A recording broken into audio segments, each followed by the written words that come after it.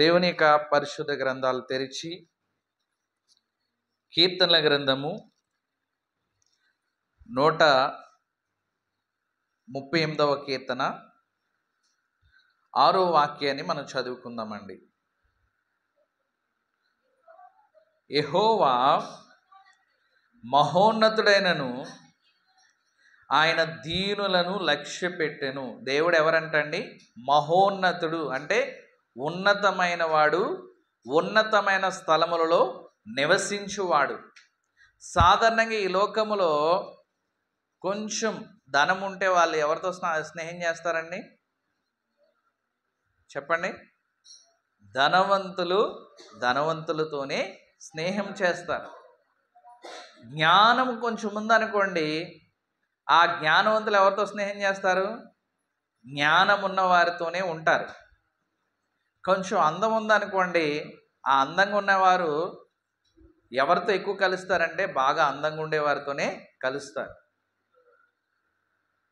కాబట్టి నా ప్రియమైన వారులారా, ఇక్కడ దేవుడు అలాంటి నేపథ్యాన్ని కలిగిన వాడు కాదు. ఎలాంటి నేపథ్యం కలిగిన వాడు అంటే ఆయన మహోన్నతుడైనను, ఆయన ఉన్నత స్థలముల్లో నివసించువాడైనను, ఏ మనుషుడు కూడా సమీపింపరాని తేజస్సులో వసించువాడైనప్పటికీ కూడా దేవుడు ఎవరి మీద లక్ష్యం ఉంచుతున్నాడంటండి? దీనుల మీద లక్ష్యం ఉంచి ఆయన ఏం చేస్తాడంటండి? దేవుని యొక్క పరిశుద్ధ గ్రంథాలను తెరిచి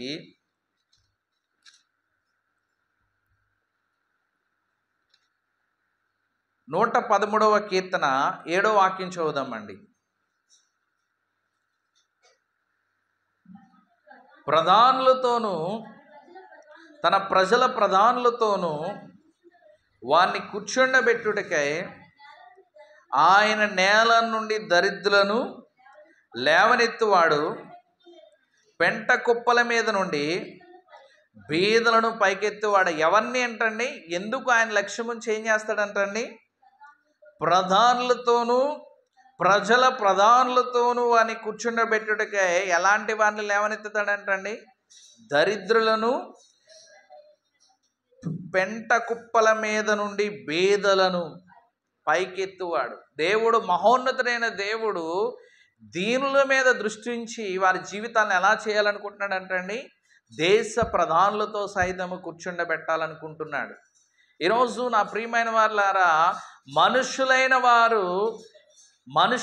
వారు ఎలాంటి వ్యక్తులతో మరి గురి కలిగి ఉంటారంటే, ఎలాంటి వ్యక్తులను దృష్టిస్తారంటే, మనందరికీ సుపరిచితుడైన సమూయేలు ప్రవక్త, నా పరిచర్య నిమిత్తం ఒక వ్యక్తిని మీరు అభిషేకించమని దేవుడు సమూయేలు ప్రవక్తను పంపిస్తే ఆయన ఏం చేస్తున్నాడు ఒకసారి చూడండి. 1 సమూయేలు గ్రంథము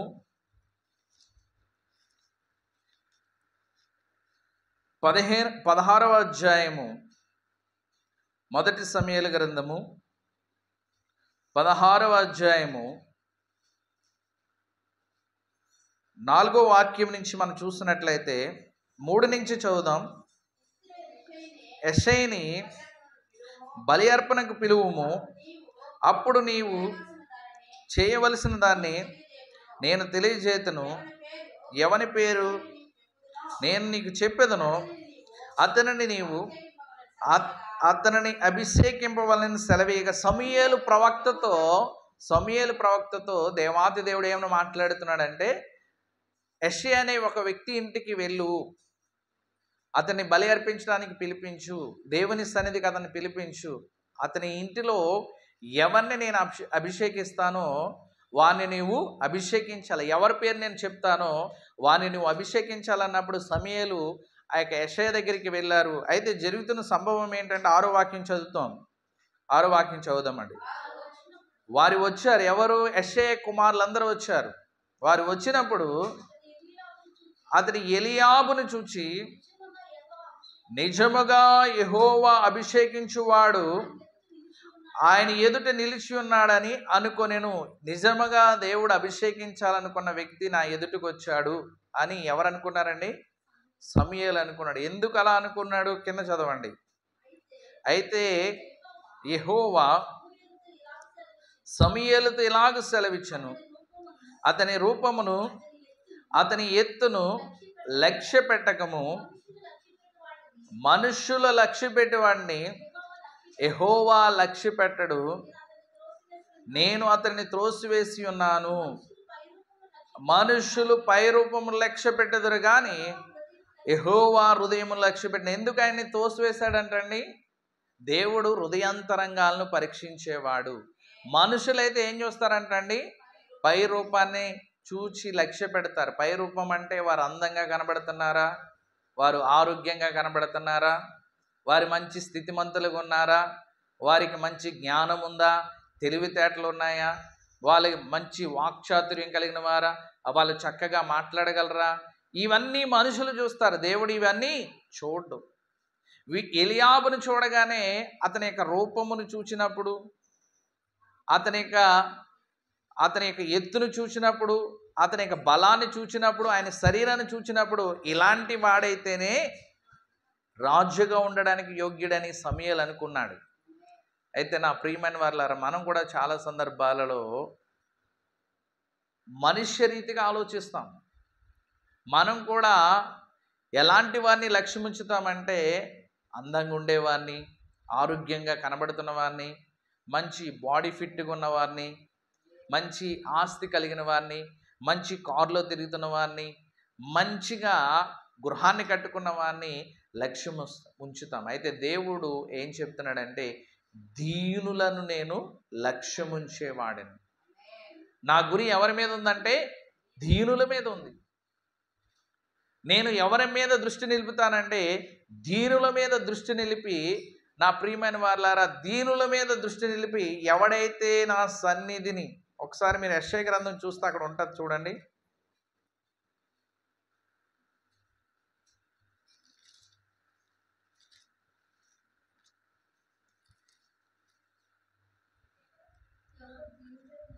యెషయా గ్రంథము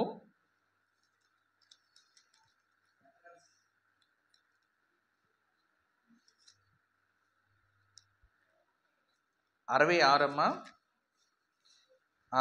యెషయా గ్రంథము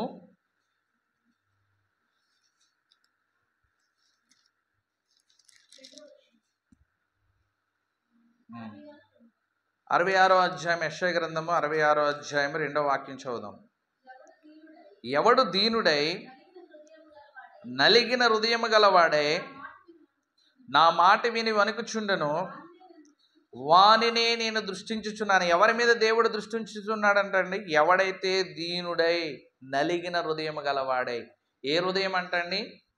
నలిగిన హృదయం. హృదయం ఎప్పుడు నలిగుతుంది చెప్పండి? హృదయం ఎప్పుడు నలిగిపోతుంది? నిందలు, అవమానాలు, తిరస్కారాలు, ఎక్కడికి వెళ్తే అక్కడ మనుషులు చిన్నచూపు చూడడం, ఎక్కడికి వెళ్తే అక్కడ మనుషులు అవహేళన చేయడం, మనుషుల చేత చూటిమోటి మాటల చేత హృదయం గాయపడినప్పుడే విరిగి నలిగిన హృదయం మనకు వస్తుంది, నలిగిన హృదయం వస్తుంది. అలాంటి వారి మీద దేవుడు ఏం చేస్తాడంటండి? దృష్టి నిలుపుతాడు. మనుషులు మిమ్మల్ని నిందిస్తూ ఉన్నప్పుడు, మనుషులు మిమ్మల్ని వేదన గురి చేస్తున్నప్పుడు, నీ జీవితం ఇంతే, నీ బ్రతుకు ఇంతే, నీ పిల్లల జీవితం ఇంతే, ఇంకా వాళ్ళకి ఏమి భవిష్యత్తు ఉండదు, వాళ్ళకి ఎందుకు పనికిరారని రకరకాల మాటలు వింటున్నప్పుడు మన యొక్క హృదయం ఏమవుతుంది అంటండి? నలిగిపోతుంది. నీ భర్త ఇంతే, నీ భార్య ఇంతే, నీ పిల్లలు ఇంతే అన్నప్పుడు హృదయం నలిగిపోతుంది. అయితే నలిగిపోయిన హృదయం మీదే దేవుడు ఏం చేస్తాడంటండి? లక్ష్యం ఉంచేవాడు. అందుకే విరిగి నలిగిన బలియే నాకు ఇష్టమైన బలియాగమని కీర్తనల గ్రంథము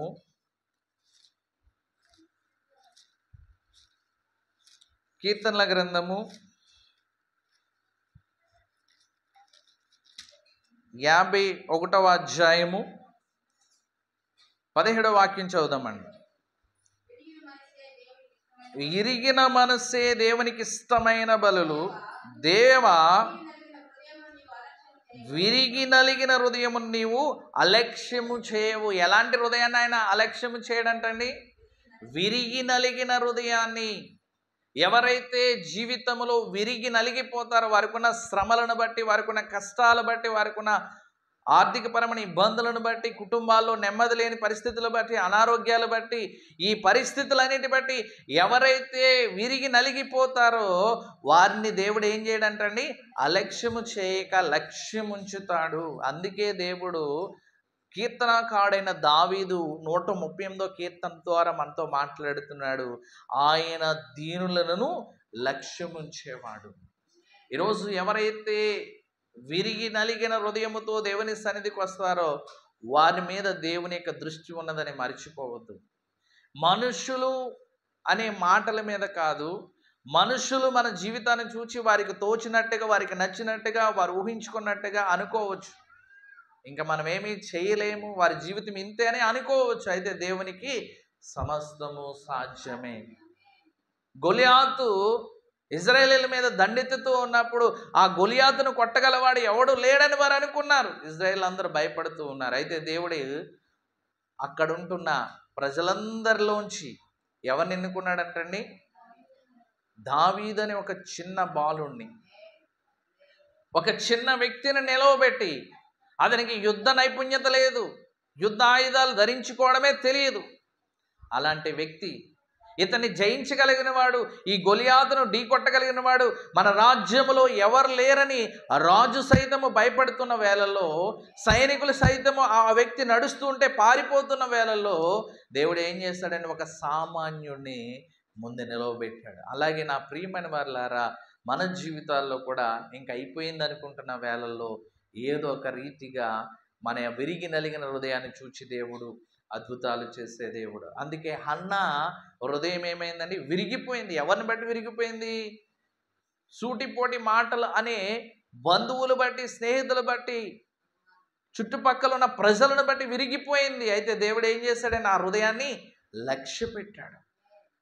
ఈరోజు ఎవరైతే విరిగి నలిగిన హృదయంతో దేవుని సన్నిధికి వస్తారో వారిని నా దేవుడు ఎంత మాత్రము అలక్ష్యము చేయడు.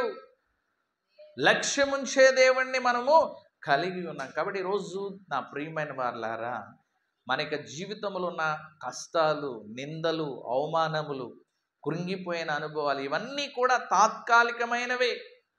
ఇవి జీవితాంతం మనతో ఉండేవి కాదు. ఒక దినాన్న దేవుడు ఆ ఆపదలన్నిటి నుంచి ఏం చేస్తానంటున్నాడండి, విడిపిస్తానని వాగ్దానము చేసిన దేవుని మనం కలిగి ఉన్నాం.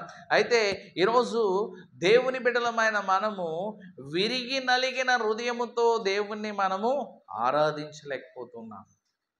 అలా ఆరాధిస్తే దేవుడు తప్పక మన మీద ఏం చేస్తాడండి, దృష్టి నిలిపే దేవుడు మనం కలిగి ఉన్నాం. కాబట్టి ఈరోజు నా ప్రియమైన వారులారా, ఆయన మన మీద దృష్టి నిలిపే దేవుడు. అయితే నా ప్రియమైన వారులారా, ఈ లక్ష్యము గురించి కొన్ని విషయాలు మనము చూద్దాం. బైబిల్లోంచి కొన్ని వాక్యాలు మనము ఈరోజు నేర్చుకుందాం. మరి మన అందరికీ తెలుసు, కయీను, హేబేలు ఇద్దరు కూడా ఏం చేస్తారంటండి, దేవునికి అర్పణ అర్పించారు. ఆదికాండము 4వ అధ్యాయము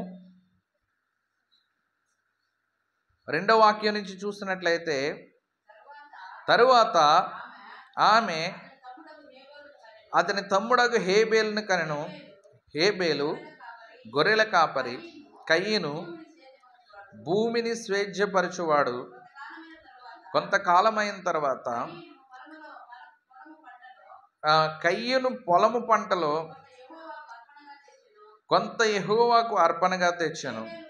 హేబేలు కూడా తన మందలో తొలుచూలు పుట్టిన వాటిలో క్రొవ్విన వాటిని కొని తెచ్చెను. యెహోవా హేబేలును అతని అర్పణను లక్ష్య పెట్టెను. దేవుడు ఎవరి అర్పణ లక్ష్య పెట్టాడంటండి, హేబేలు యొక్క అర్పణ లక్ష్య పెట్టాడు. మొట్టమొదటిగా ఎవరు అర్పణ తెచ్చారు? కయీను తెచ్చాడు. ఎవరు అర్పణ తెచ్చారండి? కయీను తెచ్చారు. అయితే హేబేలు యొక్క అర్పణ దేవుడు లక్ష్య పెట్టాడు. కింద చదువుదామండి. కయీను అతని అర్పణను ఆయన లక్ష్య పెట్టలేదు. కాబట్టి కయీను మిక్కిలి కోపం వచ్చి అతడు తన ముఖమును చిన్నబుచ్చుకొనగా, యెహోవా కయీనుతో, నీకు కోపమేలా? నీవు ముఖము చిన్నబుచ్చుకుని ఉన్నావేమి? నీవు సత్క్రియ చేసిన ఎడల తలనెత్తుకొనవా, సత్క్రియ చేయని ఎడల వాకిట పాపము పొంచి. ఈ విషయాలు దేవుడు కయ్యనుతో మాట్లాడుతూ ఉన్నాడు. హేబేలు యొక్క అర్పణ దేవుడు లక్ష్యముంచాడు, అంతే. లక్ష్యముంచాడు. లక్ష్యముంచగానే కయ్యనికి ఏమైందండి? కోపం వచ్చింది. బహుశా ఒకవేళ కయ్యను ఆ సమయంలో కోపపడకుండా ఉంటే, మనం కూడా ఎవరైనా మనల్ని పట్టించుకోలేదంటే ఫస్ట్ మనకేమొస్తుందండి? కోపం వస్తుంది. ఎవరైనా మనం ఒక ఫంక్షన్కి వెళ్ళామనుకోండి, ఆ ఫంక్షన్లో ఎవరు మనలతో మాట్లాడడం లేదనుకోండి, ఆ ఇంటికి మనల్ని ఆహ్వానించిన వారు మనల్ని పట్టించుకోకుండా వాళ్ళ పనుల్లో వాళ్ళు మునిగి తేలుతున్నారు అనుకోండి, మనకు ఎలాగుంటుందండి? అక్కడ ఒక క్షణం కూడా ఉండాలనిపించదు. కానీ ఒక్క నిమిషం అక్కడ ఆగితే, కొంత ఓర్చుకుంటే వాళ్ళు చేసిన తప్పు వాళ్ళు తెలుసుకునే అవకాశం ఉంటుంది.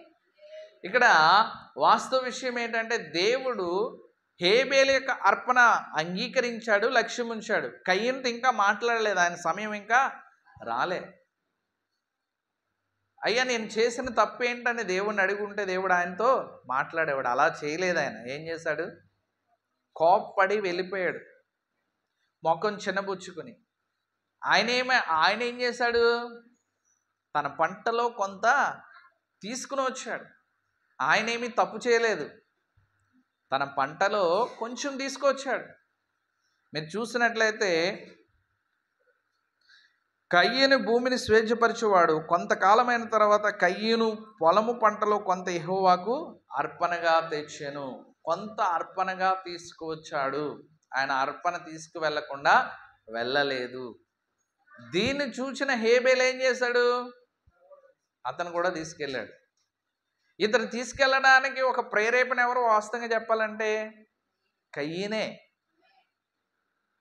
కానీ కయ్యను తొందరపడి దేవుని యొక్క ఉగ్రతకు కారకుడిగా మారిపోయాడు. కయ్యను తొందరపడకుండా దేవుడు ఒకవేళ నా అర్పణ కంటే నా తమ్ముడు అర్పణ మంచిగా ఉందేమో, అందుకు లక్ష్య పెట్టాడేమో. వాస్తవంగా భౌతికమైన విషయాలు లక్ష్య పెట్టేవాడు కాదు దేవుడు. ఎందుకంటే మీరు లూకా సువార్త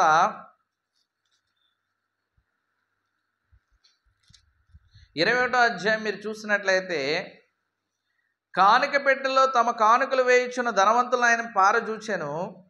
ఒక బీద విధవరాలు 2 కాసులు అందులో వేయించుండగా చూచి, ఈ బీద విధవరాలు అందరికంటే ఎక్కువ వేసినని మీతో నిజముగా చెప్పుచున్నాను. అందరికంటే ఏమేసిందంటండి? ఎక్కువ వేసిందంట. కానుక పెట్టెలో తమ కానుకలు వేయించున్న ధనవంతులను ఆయన పారజూచెను. ఎవరంటండి? వాళ్ళు ధనవంతులు. కానీ పేద విధవరాలు ఏమేసిందంటండి? 2 కాసులు వేసింది. మరి దేవుడు ఎందుకు ఆ 2 కాసులు వేసిన వ్యక్తిని వారందరి ముందు మీకంటే ఎక్కువ వేసింది అంటున్నారు? చదవండి అమ్మా. వారందరూ తమకు కలిగిన సమృద్ధిలో నుండి కానుకలు వేశారు, కానీ ఈమె తమ లేమిలో తనకు కలిగిన జీవనమంతయు వేసినని వారితో చెప్పాను. వారు ఏం చేశారంటండి? వారికి ఉన్న సమృద్ధిలోంచి దేవునికి ఇచ్చారు. ఈమెయితే తనకి లేమిలోంచి తన కోసం ఉంచుకున్న దాన్ని దేవునికి ఇచ్చేసింది. ఒక విధంగా చెప్పాలి అంటే ఇది కానుక కంటే తన జీవితాన్ని దేవునికి ఇచ్చింది. వాళ్ళందరూ తమ యొక్క జీవితాన్ని దేవునికి ఇవ్వకుండా కానుకలు ఇచ్చారు, అంతే. ఆమె అయితే తన జీవితాన్నే దేవునికి ఇచ్చింది. అంటే తన యొక్క హృదయములో దేవునికి చోటు ఇచ్చింది, తన హృదయంలో దేవునికి స్థానం ఇచ్చింది, దేవునికి ఇవ్వాలని కృతజ్ఞత భావంతో ఆమె ఇచ్చింది. మిగిలిన వాళ్ళు ఇవ్వాలి కాబట్టి, అలవాటుగా ఆచారంగా మనం వేస్తున్నాం కాబట్టి అని వేసి ఉండొచ్చు. ఇక్కడ వాస్తవంగా డబ్బులే దేవుడు లక్ష్య పెట్టుంటే, భౌతిక విషయాన్ని లక్ష్య పెట్టుంటే ధనవంతులు ఎక్కువ వేస్తారు, అక్కడ పేద విధవరాలు ఎక్కువ వేయలేదు. అయితే దేవుడు భౌతికమైన వాటి మీద లక్ష్యం ఉంచేవాడు కాదు. అలాగే హేబేలు అర్పించిన భౌతికమైన క్రొవ్విన వాటిని తీసుకొచ్చాడు కాబట్టి దేవుడు అంగీకరించాడు అనుకోవడం కరెక్ట్ కాదు. భౌతికమైన వాటి మీద దేవుడు ఎంత మాత్రము లక్ష్యమించడు. మనం ఇచ్చే హృదయాన్ని చూస్తాడు. మనం ఏ హృదయంతో దేవునికి అర్పణ అర్పిస్తున్నాము, ఏ హృదయంతో దేవునికి మనము కానుక వేస్తున్నామో అది చూస్తాడు అర్పించి. నువ్వు 1000 రూపాయలు వేస్తున్నావా, 100 రూపాయలు వేస్తున్నావా, 10 రూపాయలు వేస్తున్నావా అనేది దేవుడు పట్టించుకోడు. వాటితో నీ యొక్క విశ్వాస జీవితానికి విలువ ఇవ్వడు. కానుకలు అర్పించడము శ్రేష్టమైందే, కానీ అది నీ జీవితంతో దాన్ని లింక్ చేయడు దేవుడు. నువ్వు కానుక లేకపోతే నిన్ను దీవించకపోవడం, నువ్వు కానుక లేకపోతే నీకు ఆరోగ్యం ఇవ్వకపోవడం, నువ్వు కానుక లేకపోతే నీకు మేలు చేయకపోవడం అనేది దేవుడు చెయ్యడు. నీ హృదయాన్ని చూచే దేవుడు, నీ స్థితిగతులను చూచే దేవుడు. కాబట్టి ఈరోజు నా ప్రియమైన వాళ్ళారా, హేబేలు యొక్క అర్పణ దేవుడు లక్ష్యమించడానికి కారణము అతని యొక్క హృదయ యథార్థతను బట్టి, హృదయాంతరంగములో దేవుని మీద ఉన్న అమితమైన భక్తిని బట్టి. ఎప్పుడైతే ఆ కయ్యను కోప్పడ్డాడో, కోప్పడగానే ఏమొచ్చిందంటండి, పాపము అతని జీవితంలోనికి వచ్చింది. అక్కడ చెప్పాడు దేవుడు, పాపము వాకిట పొంచి ఉంటుంది. కారణం ఏంటి? కోపము. నీ కోపం అనేది ఎవరి యొక్క స్వభావం అంటే అపవాది యొక్క స్వభావం. అపవాది యొక్క స్వభావం కోపం. ఎవరి మీద కోపం మనకి? ఎవరైనా మనతో మాట్లాడకపోతే కోపం, ఎవరైనా మనకి ప్రాధాన్యత ఇవ్వకపోతే కోపం, ఎవరైనా మనం అడిగింది ఇవ్వకపోతే కోపం, ఎవరైనా మనం చెప్పింది చేయకపోతే కోపం. ఇవన్నీ కోపమే. అయితే నా ప్రియమైన వారులారా, మనము కోపపడకూడదు. దేవుని బిడ్డలైన వారు కోపపడకూడదు. ఎవరైనా దారి తప్పి తిరుగుతున్న వారిని చూసి వారిని ఏం చేయాలంటే మనం దీన మనస్సుతో, ఒకసారి గల్తీలు రాసిన పత్రిక 6వ అధ్యాయం మొదటి నుంచి మనం చూసినట్లయితే, సహోదరులారా, ఒకడు ఏ తప్పిదంలోనైనా చిక్కుకొనని ఎడల ఆత్మ సంబంధులైన మీలో ప్రతివాడు తానును శోధింపబడినేమో అని తన విషయమే చూచుకొనుచు సాత్వికమైన మనసుతో అట్టి వానిని ఏం చేయాలంటండి, మంచి దారిలోనికి తీసుకురావాలి. ఎలాంటి మనసుతో? సాత్వికమైన మనసుతో. కోపంతో కాదు, ద్వేషంతో కాదు, అసూయతో కాదు, ఆగ్రహముతో కాదు.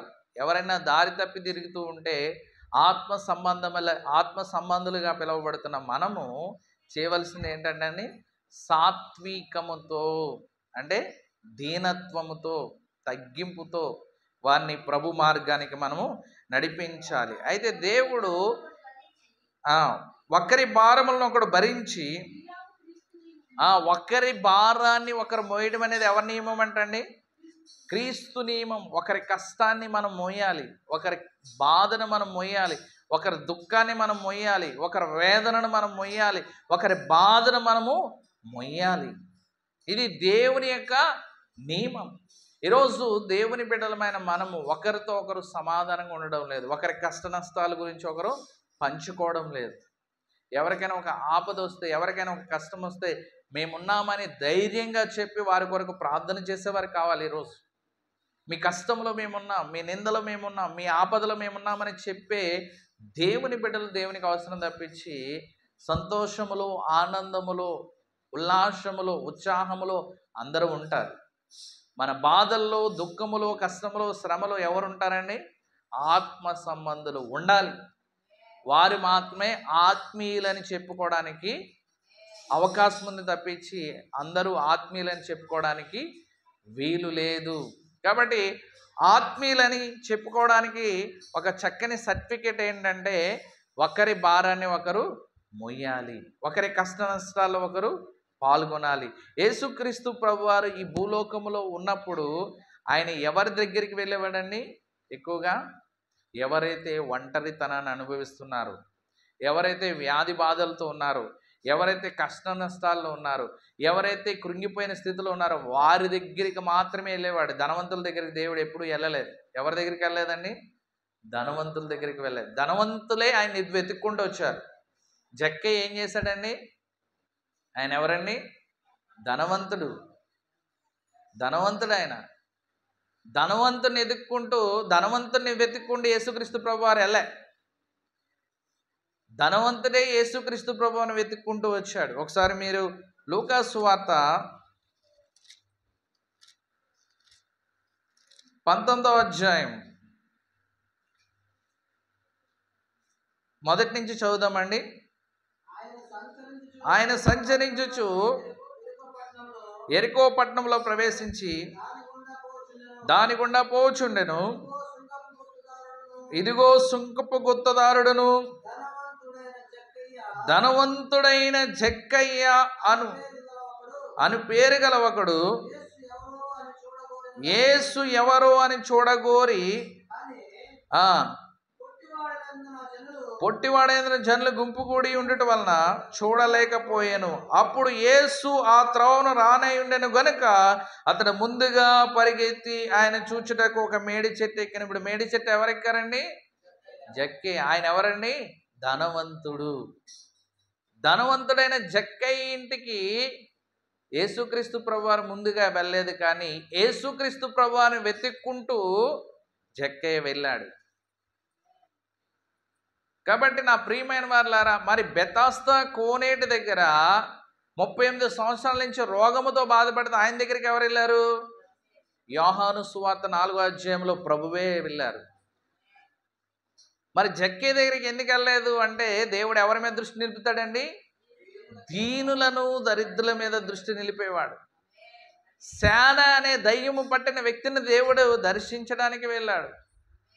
దయ్యం పట్టిన ఆయన దేవుని దగ్గరికి రాలే, దేవుడే ఆయన్ని వెతుక్కుంటూ ఆయన దగ్గరికి వెళ్ళాడు. ఈరోజు నా ప్రియమైన సహోదరి సహోదరుడా, దేవుడు దీనులను లక్ష్యముంచే దేవుడు.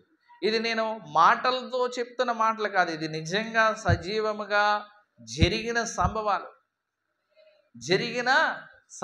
ఈరోజు నా ప్రియమైన వారులారా, మన దృష్టి దేవుని మీద నిలిపితే, మన గురి దేవుని మీద నిలిపితే, అందుకే దావీదు మహారాజు ఒక మాట అంటాడు. అపోస్తుల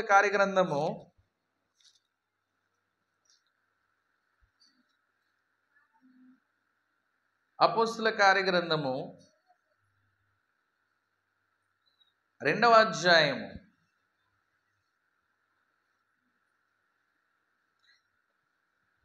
25వ వాక్యం చదువుదామండి. ఆయన గూర్చి దావీదు ఇట్లనెను, నేను ఎల్లప్పుడూ నా ఎదుట ప్రభుని చూచుచుంటిని, ఆయన నా కుడి పార్శ్వమునున్నాడు గనుక నేను కదల్చబడను. కావున నా హృదయం ఉల్లసించెను, నా నాలుక ఆనందించెను. ఏం చెప్తున్నాడంటే, నేను ఎల్లప్పుడూ ఏం చూస్తున్నాడంటే ఆయన ఎదుట ప్రభుని చూస్తూ ఉన్నాడు. ప్రతి సమస్యలో, ప్రతి కన్నీటిలో, ప్రతి నిందలో, ప్రతి అవమానములో కూడా దావీదు మహారాజు ఎవరిని చూస్తున్నాడంటండి? ప్రభుని చూస్తూ ఉన్నాడు. అందుకే సిమి అనే ఒక వ్యక్తి ఆయన్ని శపించడానికి వస్తే, నా ప్రియమైన వారులారా, ఆయన శపిస్తూ ఉన్నాడు. ఎవరిని? రాజుగారిని. ఎవరు? సిమి అనే ఒక వ్యక్తి. కాబట్టి సిమి యొక్క మాటలు బట్టి దావీదు కృంగిపోలేదు. దావీదు ఏం చెప్పాడంటే, ఒకవేళ దేవుడు అతడు శపించిన శాపములను దేవుడు లక్ష్యం ఉంచక దేవుడు నన్ను దీవిస్తాడేమో, అతనిని అలాగా పలకనిమ్మని చెప్పాడు. అతన్ని, ఎందుకంటే రాజు సెలవిస్తే అక్కడ ఒక వ్యక్తి అడుగుతాడు, అయ్యా నువ్వు సెలవిస్తే అతన్ని చంపేస్తాను. అయితే రాజు అంటాడు, అతన్ని అలాగ పలకని, అతన్ని శపించడమే మంచిది. ఒకవేళ అతడు శపించిన దానికి ప్రతిగా దేవుడు నన్ను దీవిస్తాడేమో. కాబట్టి ఒకసారి 2వ సమూయేలు గ్రంథము 16వ అధ్యాయం, 2వ సమూయేలు గ్రంథము 16వ అధ్యాయము 12వ వాక్యం చదువుదాం. 2వ సమూయేలు గ్రంథము, యెహోవా నా శ్రమను లక్ష్యపెట్టనేమో, వాడు పలికిన శాపములకు బదులుగా యెహోవా నాకు మేలు చేయనేమో. అని దావీదు మహారాజు అంటున్నాడు. ఏమంటున్నాడండి? యెహోవా నా శ్రమను లక్ష్యపెట్టినేమో, వాడు పలికిన శాపమునకు బదులుగా యెహోవా నాకు మేలు చేయనేమో. అతడు శపించాడు కాబట్టి దావీదు అతన్ని చంపేయమని ఆజ్ఞాపించలేదు. ఎవరైనా మనల్ని నిష్కారణంగా శపిస్తుంటే, నిష్కారణంగా ఎవరైనా మనల్ని ద్వేషిస్తూ ఉంటే, నిష్కారణంగా ఎవరైనా మనల్ని తిరస్కరిస్తూ ఉంటే మనం ఏం చేస్తామండి? రాజు స్థానములు ఉంటే వాడిని ముందు లేపేంటారంటాం. వాడు ఇంకా మాట్లాడడానికి వీల్లేదు. అయితే దావీదు అంటున్నాడు, అతడు పలికిన మాటలను దేవుడు ఒకవేళ మేలుకరంగా మారుస్తాడేమో. ఈరోజు ఎవరు మనల్ని ద్వేషిస్తున్నా, ఎవరు మనల్ని శపిస్తున్నా ఆ శాపాలు మనకు రావు. ఎందుకంటే మనం ఎవరి చేతిలో ఉన్నామండి? జీవము గల దేవుని చేతిలో ఉన్నాం. జీవం గల దేవుని చేతిలోంచి ఉన్న మనల్ని ఎంత మాత్రము మరి ఈరోజు మనుషులు పెట్టే నిందలకు, మనుషులు పెట్టే శాపాలకు మనం భయపడవలసిన పని లేదు. ఎందుకంటే మన దేవుడు వారి శాపాలను ఏం చేస్తాడండి? మనకి దీవెనలుగా మార్చే దేవుణ్ణి మనము కలిగి ఉన్నాం. కాబట్టి ఈరోజు దేవుని బిడ్డలమైన మనము ఆయన సన్నిధికి వచ్చి మొర పెడితే ఆయన మన మొరను ఆలకిస్తాడు. మరి 107వ కీర్తన మీరు చూసినట్లయితే అక్కడ కీర్తనల గ్రంథము 107వ కీర్తన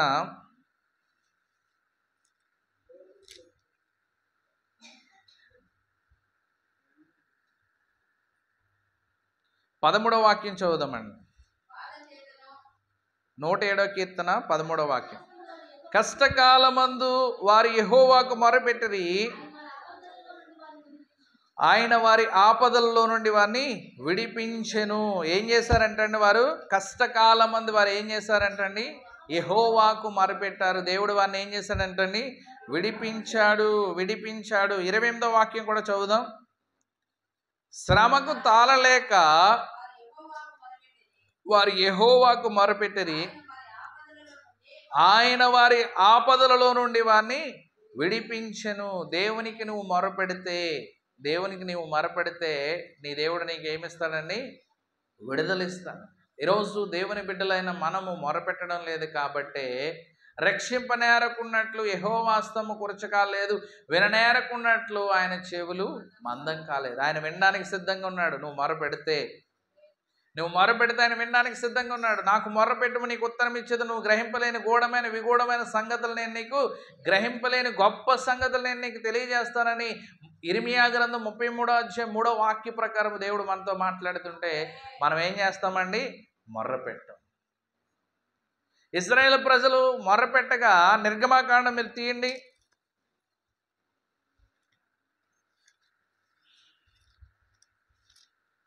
నిర్గమాకాండము 2వ అధ్యాయము 23వ వాక్యం చదువుదాం. 2వ అధ్యాయము 23. అలాగున అనేక దినములు జరిగిన మీదట ఐగుప్తు రాజు చనిపోయాను. ఇశ్రాయేలీయులు తాము చేయుచున్న వెట్టి పనులు బట్టి నిట్టూర్పులు విడిచుచు మొరపెట్టుచుండగా వారు తమ వెట్టి పనులు బట్టి వారు పెట్టిన మొర్ర దేవుని యొద్దకు చేరెను. ఏమైందంటే వారు కాగా దేవుడు వారి మూలుగును విని అబ్రహాము, ఇస్సాకు, యాకోబులతో తాను చేసిన నిబంధన జ్ఞాపకం చేసుకొనెను. దేవుడు ఇశ్రాయేలీయులను చూచెను, దేవుడు వారి యందు లక్ష్యం ఉంచాడు. దేవుడు ఎవరిని చూశాడంటండి? ఇశ్రాయేలీయులను చూశాడు. ఏ ఇశ్రాయేలీయులను చూశాడు? నిట్టూర్పులు విడుస్తున్న ఇశ్రాయేలీయులను చూశాడు. మూలుగుతున్న ఇశ్రాయేలీయులను చూశాడు. దిగులుతో, దుఃఖముతో, ఏంటి ఈ బాధలు, ఏంటి ఈ నిందలు, ఈ వెట్టి చాకరి ఏంటని దినదినము వేదనతో దుఃఖపడుతున్న ప్రజల్ని దేవుడు చూచి వారి మీద ఏం పెట్టాడంటండి? లక్ష్యం ఉంచాడు. ఆయన మన మీద లక్ష్యం ఉంచేది ఎందుకోసమంటే పేతురు రాసిన మొదటి పత్రిక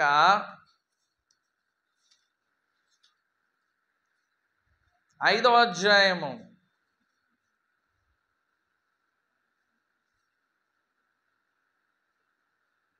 6వ వాక్యం చదువుదామండి. దేవుడు తగిన సమయమందు మిమ్మల్ని హెచ్చించినట్లు ఆయన బలిష్టమైన చేతి కింద దేన మనస్కులై ఉండడి ఆయన మిమ్మల్ని గూర్చి చింతించుచున్నాడు గనక మీ చింత యావత్తు ఆయన మీద వేయుడి. పుట్నోట్లు ఏముందండి? చింతించుచున్నాడనే మాటకి లక్ష్యము చేయుచున్నాడు అంటే మీ మీద గురి నిలిపి ఉన్నాడు, మీ మీద లక్ష్యం ఉంచాడు. ఎందుకోసం లక్ష్యం ఉంచాడంటండి? ఆ రోజు ఇశ్రాయేలీయుల మీద లక్ష్యం ఉంచాడు. ఎందుకోసమని? తగిన సమయమందు వారిని హెచ్చించాలని, తగిన సమయమందు వారిని ఆశీర్వదించాలని. ఏ దేశంలో అయితే వారి బానిసలుగా ఉన్నారో, ఏ దేశంలో అయితే వారు వెట్టి చాకరీ చేశారో అదే ప్రజల మధ్య దేవుడు వారిని దీవించాడు, హెచ్చించాడు, ఉన్నత స్థితికి తీసుకువెళ్ళాడు. కాబట్టి ఈరోజు నా ప్రియమైన సహోదరి సోదరుడా, మన మీద ఆయన లక్ష్యం ఉంచాడు. ఎందుకోసం అంటే తగిన సమయమందు మనల్ని హెచ్చించాలని, తగిన సమయమందు నిన్ను దీవించాలని, తగిన సమయమందు నీ నిందను తొలగించాలని, తగిన సమయమందు నీకు విడుదల కలిగించాలని, తగిన సమయమందు నీకున్న అవమానాన్ని తొలగించాలని ఆయన నీ మీద గురి నిలిపి ఉన్నాడు. అయితే నీవేం చేయాలంటే ఆ కార్యం జరిగేంత వరకు ఆయన బలిష్టమైన చేతి కింద ఎలా ఉండాలంటండి? దీన మనస్సు అనే వస్త్రాన్ని ధరించుకోవాలి. ఎవరు ఎన్ని మాట్లాడినా మాట్లాడుకొనేయండి, ఎవరెన్ని మిమ్మల్ని వేదన గురి చేసే మాటలు మాట్లాడుతాను పలకనివ్వండి, వాటికి ఏమాత్రము చలించకండి. ఎందుకంటే దావీదు ఏమన్నాడు? నేను ఎల్లప్పుడూ నా ఎదుట నా దేవుణ్ణి చూస్తున్నాను కనుక నేను కదల్చబడను. మనుషులు మాట్లాడే మాటలు ఎంత బాధకరంగా ఉంటాయంటే అంత బాధకరంగా ఉంటాయి. అయితే ఆ మాటలకు నువ్వేమవకూడదు? చలించకూడదు. దేవుడు నీకు ఒక వాగ్దానం ఇస్తున్నాడు. తగిన సమయమందు నీవు ఎవరి మధ్య నిందింపబడుతున్నావో, ఎవరి మధ్య తృణీకరింపబడ్డావో, ఎవరి మధ్య హేళన చేయబడుతున్నావో, ఎవరి మధ్య దూషింపబడుతున్నావో వారి మధ్య నా దేవుడు నీ తలను పైకెత్తాలనుకున్నప్పుడు ఇంకా మనుష్యుల మాటలకు నువ్వు కదల్చబడవద్దు, మనుష్యుల మాటల యందు నీవు లక్ష్యం ఉంచవద్దు. ఎందుకంటే నా దేవుడు తగిన సమయమందు నిన్ను హెచ్చించాలని ఆశ కలిగి ఉన్నాడు. కాబట్టి ఈరోజు దేవుని బిడ్డలమైన మన జీవితాలలో ఆయన తప్పక మనల్ని హెచ్చించడానికి ఒక సమయం నిర్ణయించాడు. ఒక నిర్ణయ కాలం ఉంది నీ జీవితాన్ని కట్టడానికి, నీ కుటుంబాన్ని కట్టడానికి, నీ కుటుంబాన్ని హెచ్చించడానికి, నీ జీవితంలో శుభాలు జరగడానికి ఒక నిర్ణయ కాలం ఉంది.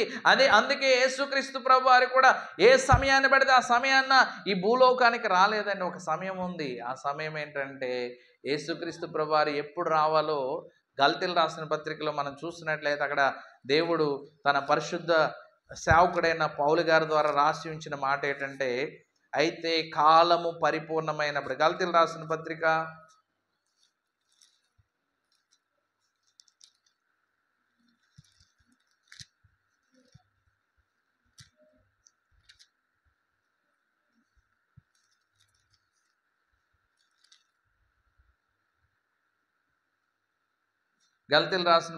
4వ అధ్యాయము 4వ వాక్యం. అయితే కాలము పరిపూర్ణమైనప్పుడు దేవుడు తన కుమారుని పంపెను. ఎప్పుడంటండి? కాలము పరిపూర్ణమైనప్పుడు, ఆయన రావలసిన శుభగడియ వచ్చినప్పుడు, ఆయన భూలోకానికి పంపబడవలసిన సమయము వచ్చినప్పుడు ఆయన వచ్చాడు తప్పించి ఏ సమయంలో పడితే ఆ సమయంలో రాలేదు. అలాగే మన జీవితంలో కూడా ఒక నిర్ణయ కాలం ఉంటుంది. మన నిందలకు, అవమానాలకు, మన ఒంటరి జీవితానికి, మన ఒంటరి పోరాటానికి ముగింపు పలికే ఒక సమయము దేవుడు నిర్ణయించాడు. ఆ నిర్ణయ కాలము నీ జీవితంలోనికి వచ్చే వరకు నిర్ణయ కాలం అని. అందుకే అబ్రహాముతో దేవుడు మాట్లాడుతూ ఏం చెప్పాడంటే, ఒకసారి మీరు ఆదికాండములో మీరు చూడండి.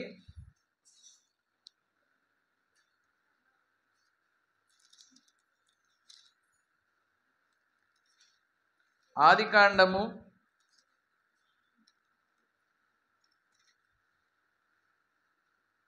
18వ అధ్యాయము